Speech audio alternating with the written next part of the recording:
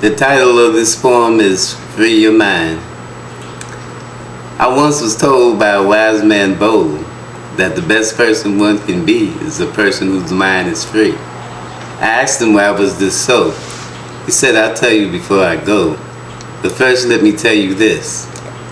Listen carefully or my point you'll miss. I know this will sound like a nursery rhyme, but in a faraway land and once upon a time, there lived a man whom I shall call Dan, who had a plan which he drew in the sand. Everyone called him a fool. Didn't he know the cardinal rule? The earth was flat and that was that. But Dan insisted that if that was fact, then by God he'd eat his hat. So early that day he set sail. The sea was turbulent and rough. Many times he was flooded by rain and hail, and ever so often he was forced to bail. But on he sailed straight and true, and after many days and nights dry land came into view. The wise one nodded his head as he ended his speech, far away look in his eyes, suggesting he was there when Dan hit the beach.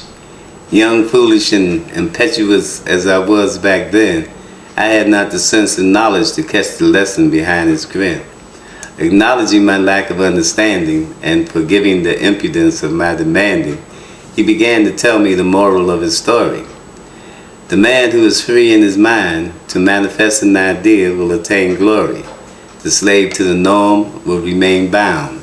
Seldom or never will freedom be found. In order to be the best you can be, in your mind you must remain free. Follow your dreams. Pursue your goal. Let your mind stretch out and be bold. Free your mind from this physical world. Take a leap in faith and snatch the pearl. Don't follow the leader who leads you astray. Trust God's mind in you to pave the way.